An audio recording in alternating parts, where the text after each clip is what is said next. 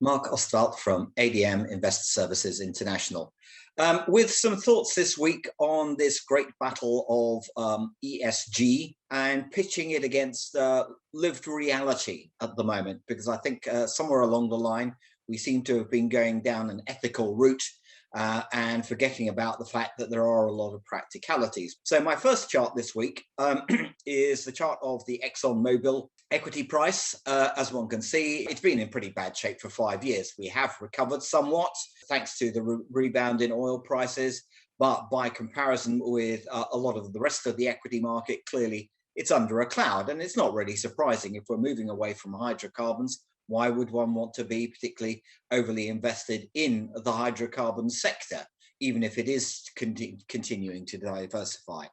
But I think the key point here is just how much this is impacting the other way around.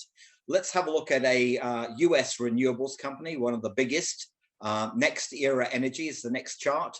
At one point last year, when the Exxon share price was down in the gutter, this was actually capitalized at a higher level than Exxon Mobil, which, with all due respect to Nextera Energy, I think is showing just how bad these flows are.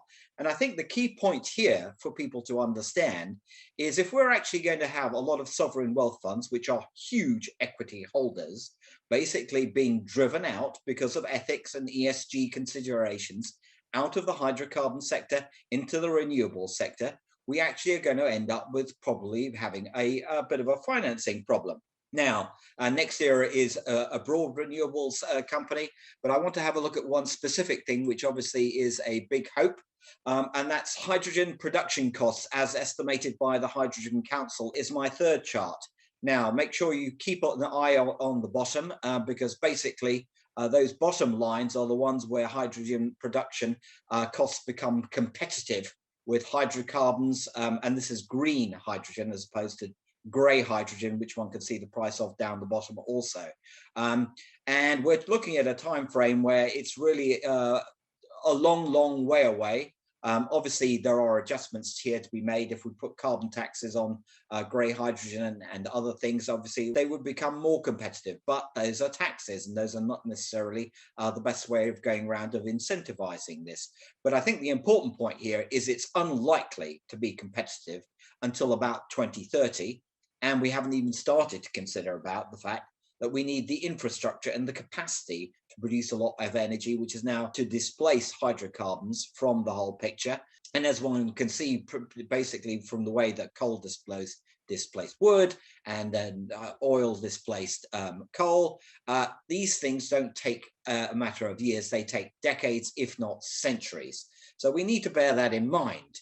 So let's move on to my fourth chart. What do we actually need to start getting the capacity there? Well, there are two elements in here in the alternative energy space, particularly related to vehicles. One is rhodium, and this is a price chart of rhodium. As one can see, it's risen spectacularly. We did have a bit of a downturn at the beginning of last year, and that's mostly to do with electric vehicles. But as one can see, spectacular rise and seemingly relentless as we go into more and more fad of renewables. My fifth chart is Iridium, and this is primarily to do with Iridium being a key part of hydrogen fuel cells.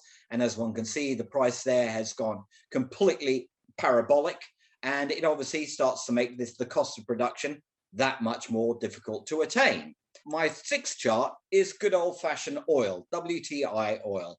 And I mention this for the simple reason, if we are actually going to an era where we don't want to finance hydrocarbons because we feel it's unethical, and we don't want to finance further research or search exploration of oil, then we are going to find that there is a shortage of oil. And we've already had underinvestment in future oil supply for about 5 or 6 years since the first oil price crash back in 2014. So unless we're very careful here, we actually might create a huge spike in oil prices, which will only make life even more difficult for people already facing rising costs, particularly in the food arena.